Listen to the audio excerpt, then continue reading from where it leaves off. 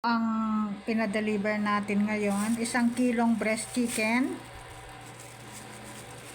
Pinabili natin sa fish market, dineliver nila dito.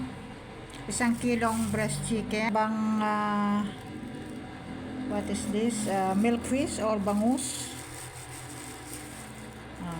Katamtamang laki. 1 kilong tilapia.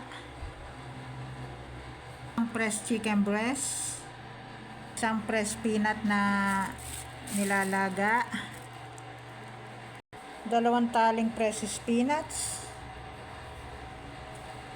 Fresh pandesal malunggay. Fresh buko.